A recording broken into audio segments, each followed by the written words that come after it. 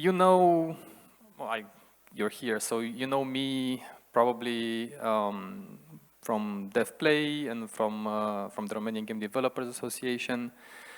I've been in games for 20 plus years. I spent a lot of time at Gameloft and Amber, so those were the two companies I spent most of my career with.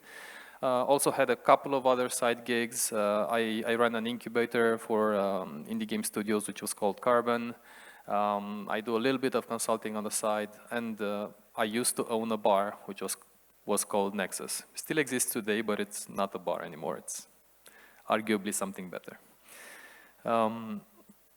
So you heard me talking yesterday about the video games market in the beginning, and that it was a pretty gloomy picture. And then Sean talked about it, and we covered it in the panel as well. But it was pretty much focused on the current state of things, which is not great. So today we're going to be taking things in a different direction, and I wanted to do a lecture that is focused on the positive things and why we keep doing what we do. And the reason I put this slide here is to remind us, because this is relevant in the context of the presentation, that video games as an industry is bigger today and has been for a while than TV, music, and movies, TV streaming, music, and movies combined. So keep that in mind, because this presentation is partly about comparing video games to other forms of entertainment. And since we talked about this, very briefly about who plays games. I chose US because it's like the cornerstone of the Western marketing games, and Romania because we have the data. It's from the study that we did at RGDA, and those two studies actually focused on the same kind of KPI, so it was easy to compare. But what we see here is that this is more or less the same. So generally speaking, we can say that a majority of people play games, that the average age of a gamer is over 30 years old, and that the split is about the same between male and female. So games are important and games are powerful today as an entertainment medium. We've seen that the market is big, so they have tremendous commercial potential. And one of the reasons that they have this kind of potential, probably maybe the main reason, is that they are able to generate very deep engagement from users. And these two are, are intertwined. And what we're going to be talking about in the next slides is how do games generate that deep engagement. So we're going to be looking at a bunch of case studies, a couple on the commercial potential side, and then we'll be focusing on engagement. Just one disclaimer.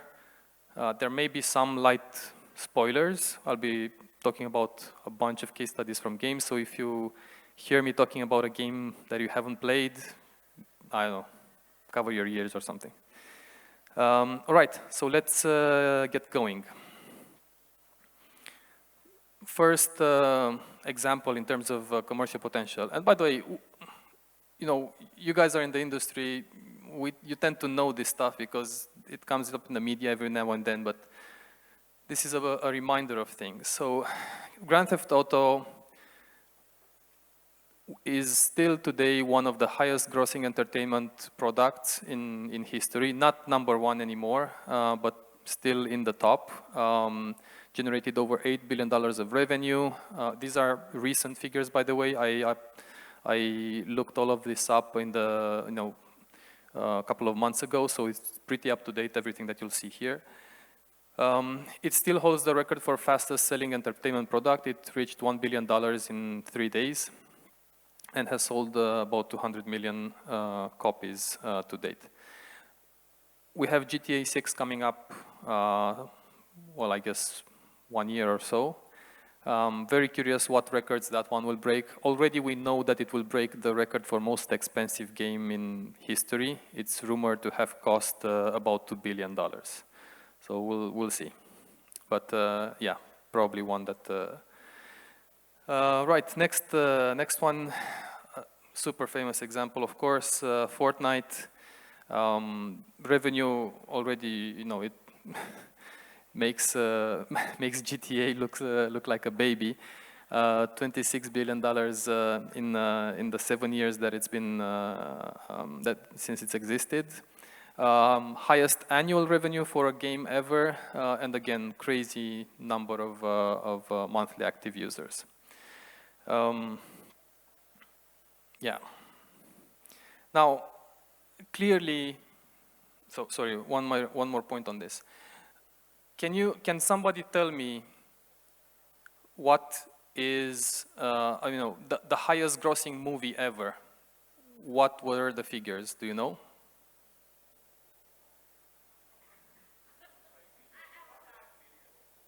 Avatar, but how much did it make? In billions. It was close to 3. So both Avatar and the Avengers Endgame did almost $3 billion in revenue. This is basically one order of magnitude bigger than that. Just so we keep in mind in the industry that we work in. Now, it's clear that games work. And, you know, I kept thinking about why is this happening. The fact is, we play games in one form or another since the day we are born, as humans, as mammals actually, because other mammals play as well. We discover the world and we learn using games. Video games are just the latest technological evolution of that. I think they play a very, very important role in our society today, and they will continue to do so. I love this quote from Jane McGonigal, who is a researcher on video games. I'll read it. So it says, "Games make us happy because they are hard work that we choose for ourselves, and it turns out that almost nothing makes us happier than good hard work." I totally agree.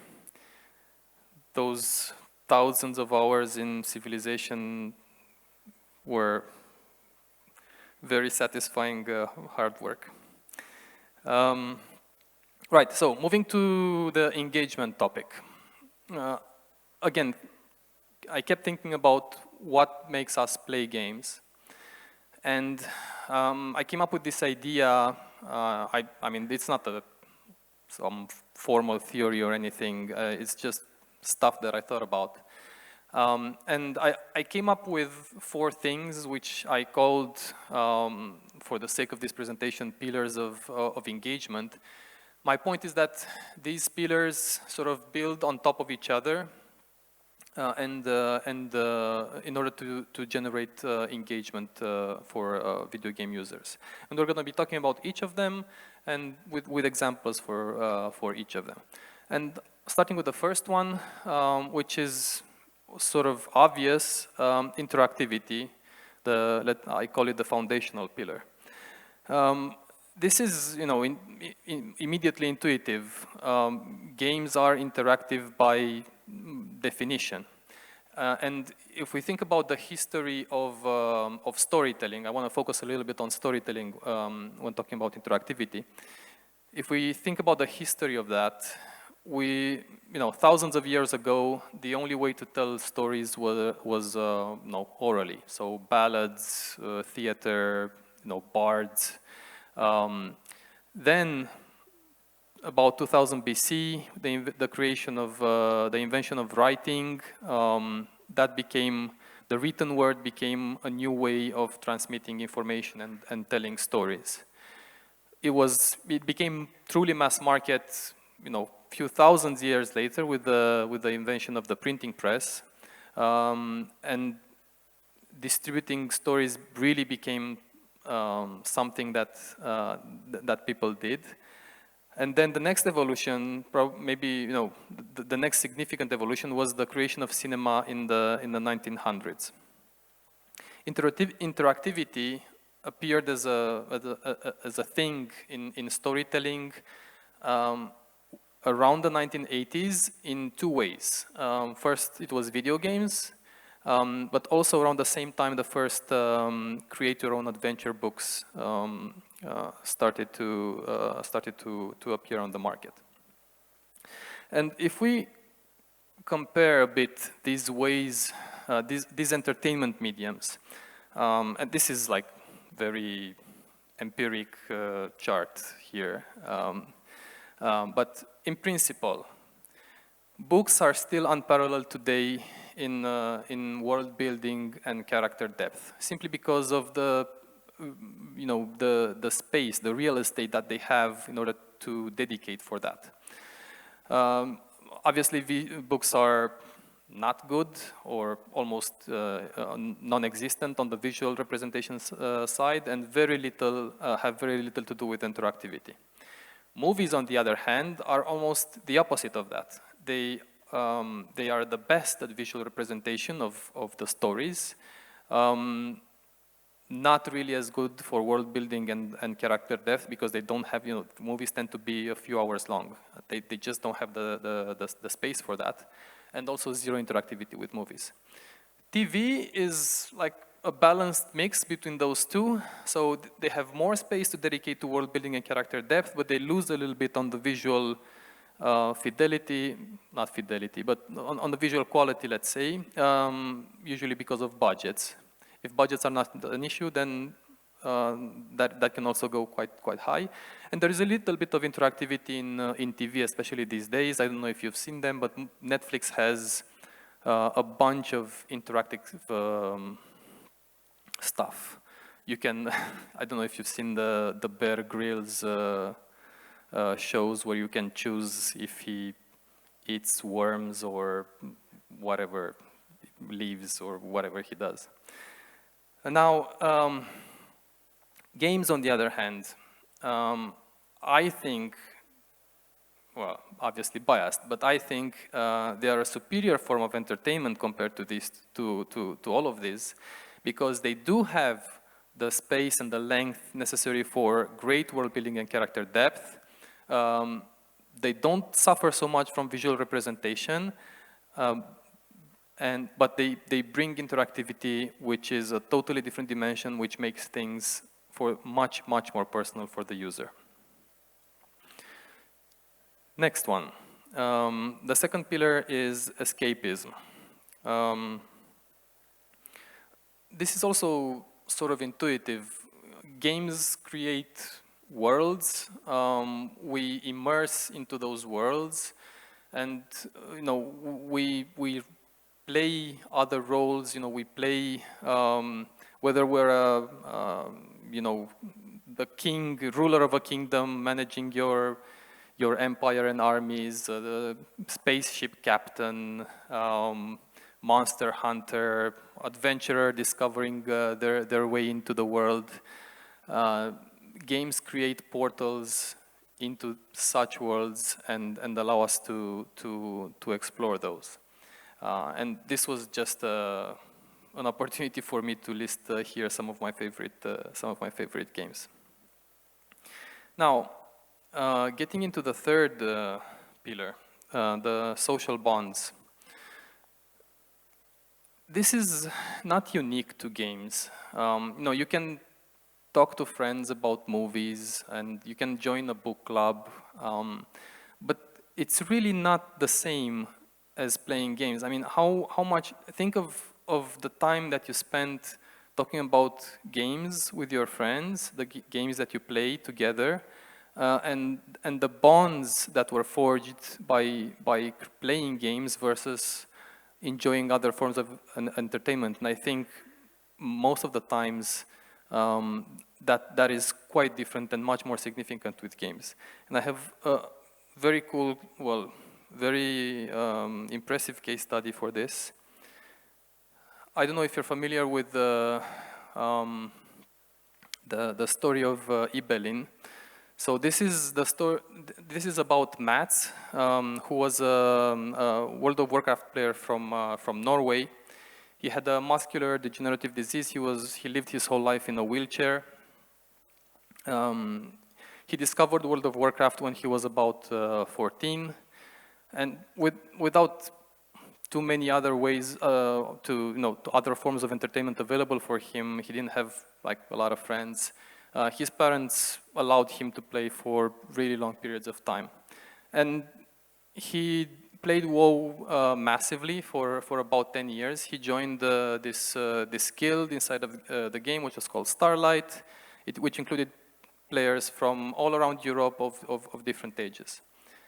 He died at the age of 25, and what happened was that his guildmates, they traveled from all over Europe for his funeral, much to the surprise of his parents, who thought he was just, an isolated kid playing games in his room.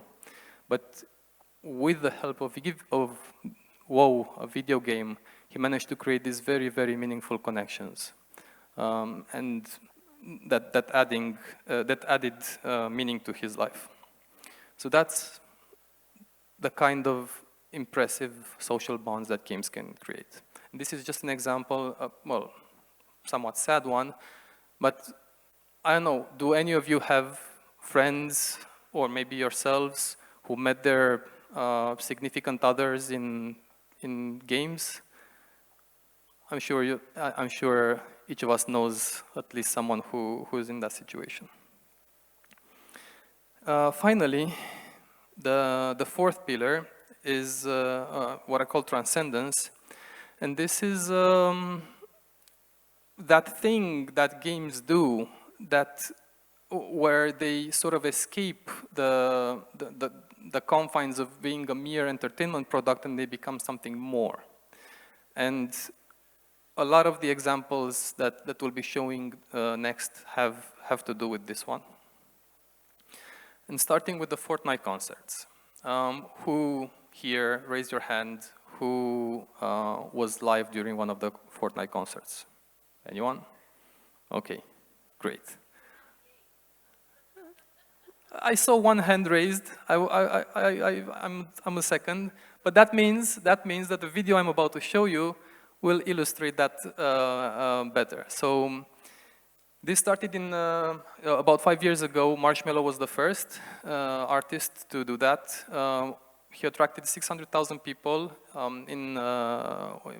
with this concert. Now think about that. 600,000 viewers is very significant. It's not something that you can easily do in real life, right? There are very, very few venues or stages that can accommodate more people than that. But if you look at the other figures here, the most recent concert was Eminem, who had 11 million viewers in his Fortnite concert. That is just impossible to do in the real world. Let's look at, I have a video from the Marshmello concert. Let's have a look.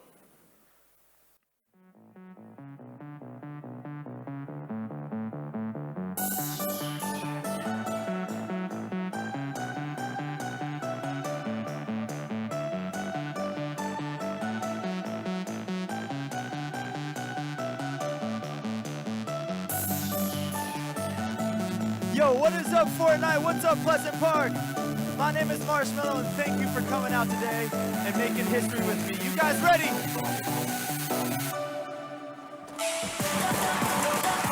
Let's go, let's go, let's go, let's go!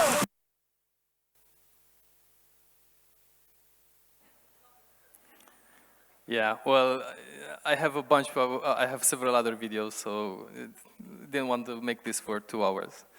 But those are all on YouTube, including the more recent ones. So just enjoy them; they were great. And I did one of them actually in game. It was, I don't know, I mixed on that. I'm not a big Fortnite fan. I enjoyed watching them more than being in game. But I think if you are in game with a bunch of friends, then actually it's better. Right, so we have these 4 pillars. And you kind of notice, maybe you notice that they sort of build on top of each other. So, you know, escapism is significant because of the interactivity factor, and then social bonds are strong because of the escapism factor, and transcendence builds on top of all the others. So what's the deal with this? Now, I consider these as the foundation of engagement in games. And the way that they create engagement is because these different pillars create unique, memorable moments for players. And it's these special moments that are created by video games that generate that very deep engagement. And what will follow in the, let's see, okay, next 15 minutes or so, are several other case studies. So let's have a look. Coming back to World of Warcraft. This is for the OGs. So the Corrupted Blood incident, anybody familiar with that? Great. I wish I had played WoW back then. So this was a actual pandemic event that happened in World of Warcraft. It happened due to a bug. There was a boss that had a damage dealing effect, damage over time effect that all spread from player to player. Normally it was supposed to be contained to that game instance, to that boss instance, but due to a game bug, this virus affected player pets, and when pets got out of the instance, they carried the effect with them. So it spread in the persistent world, and it killed millions of player characters.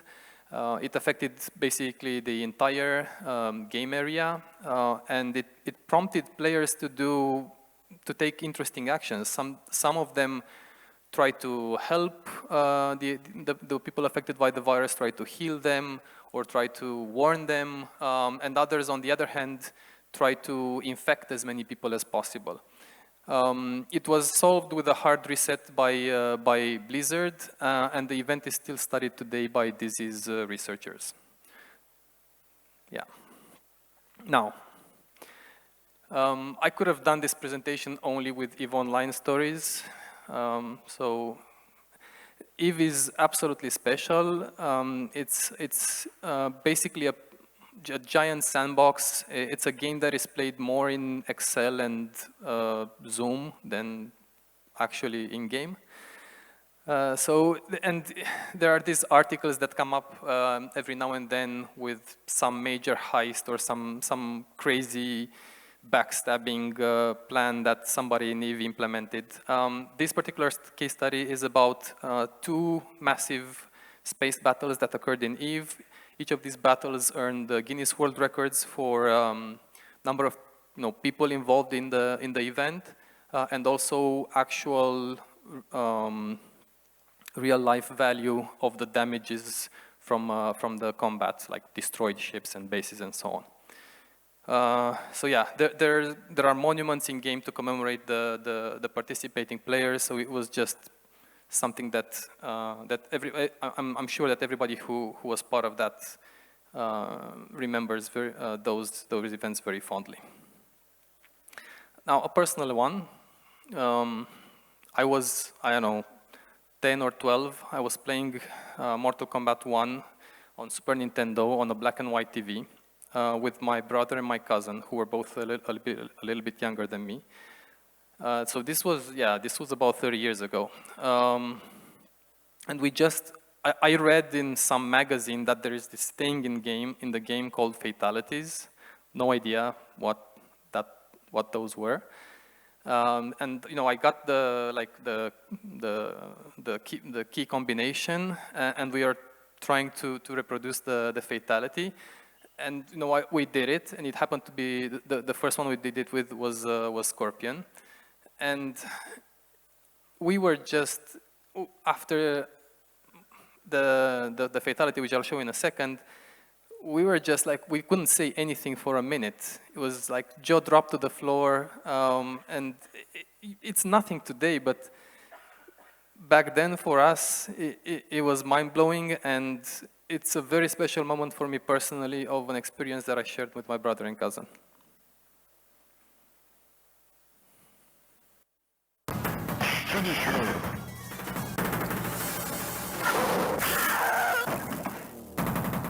Scorpion, win. Flawless victory, fatality. Yeah, never get tired of that.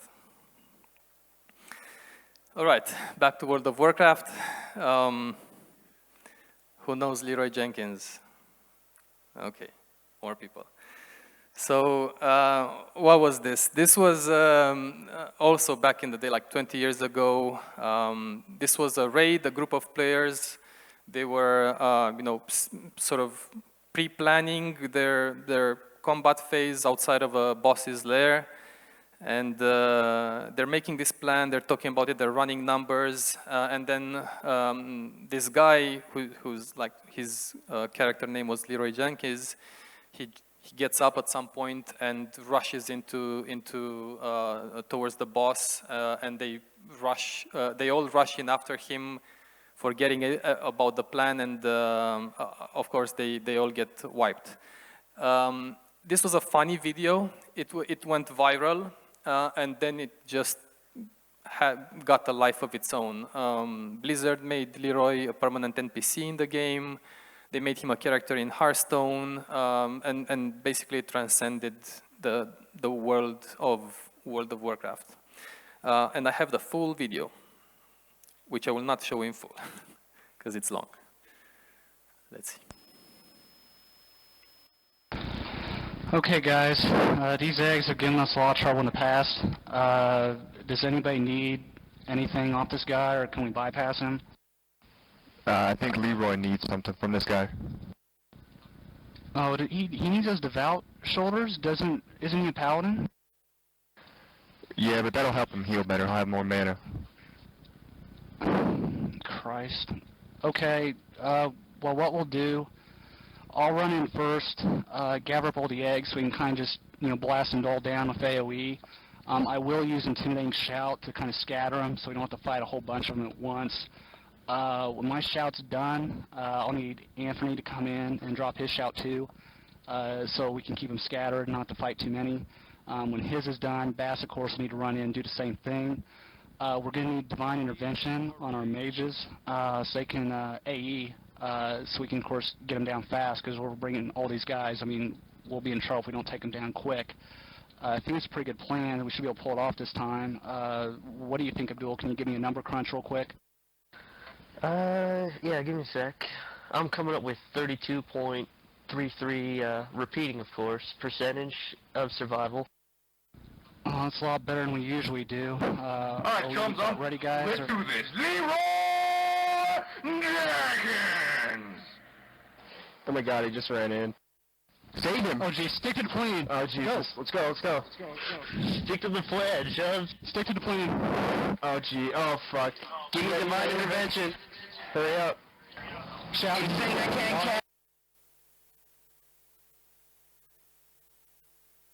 A piece of video game history right there. Okay. Another brief one from Eve. This was about, so Eve has, like I said, Eve has these heists things that people plan for years, literal years. Yeah, this one it's a little bit older. So an in-game bank managed by this guy who was the CEO of the bank.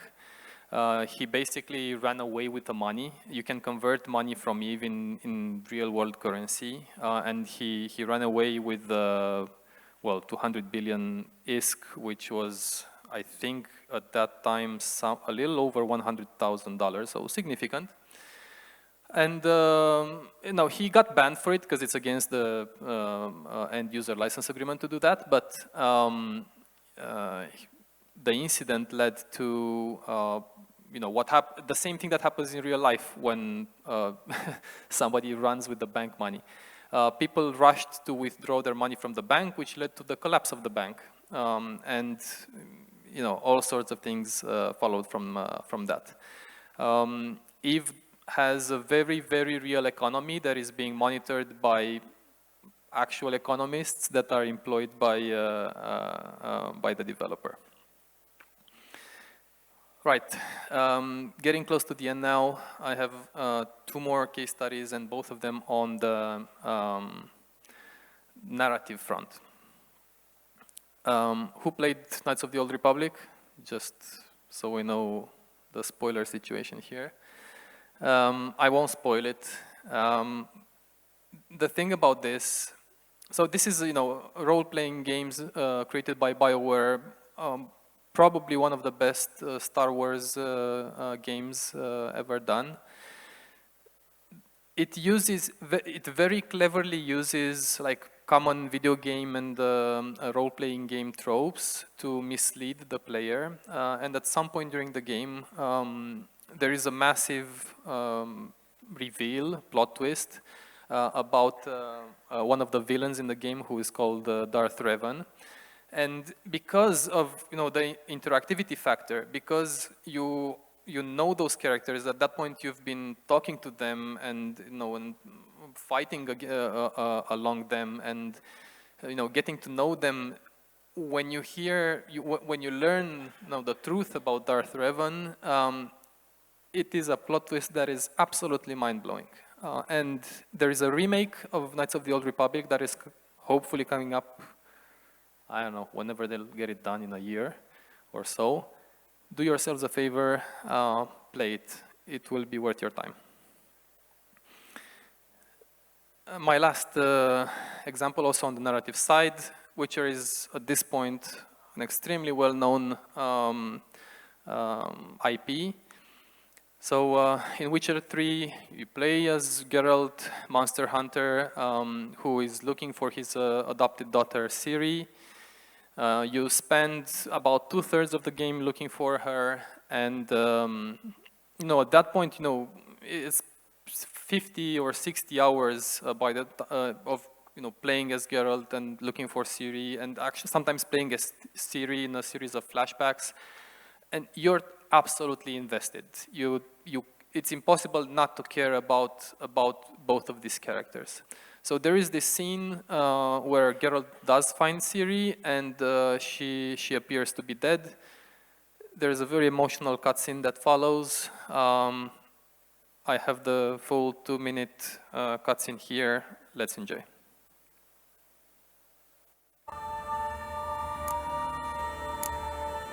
What do you mean? She's cold. Spirits left her. Must have passed shortly before we found her. Let's wait by the boat. Can we reduce the lights, please?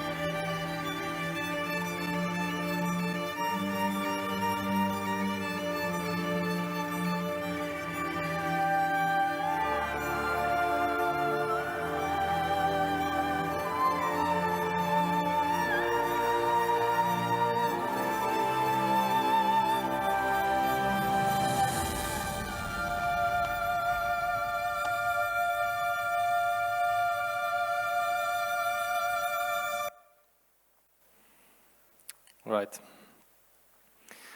So we're getting close to the end. It's not the topic of this presentation, but I cannot not mention, you know, in the context of, especially in the context of transcending the space, the entertainment space. I cannot not say something about esports and metaverse. Esports is already a big and growing phenomenon. Metaverse is still aspirational to a large degree, but these will continue to build upon, you know, all of the stuff that I said, and will continue to transform games as being much more than just entertainment. Summing up, no takeaways. Video games are the dominant form of entertainment today, and are the technological evolution of storytelling. They have tremendous commercial potential, and they do so because of the engagement that they build, which is based on several pillars, which I defined as interactivity, escapism, social bonds, and transcendence. Thanks to these pillars, games generate unique, memorable moments for users, and it's those moments that makes us stick to games. And for us, for you, as developers, being able to say that, you know, I work in an industry that can generate those kind of things, that makes it worth my while. Thank you.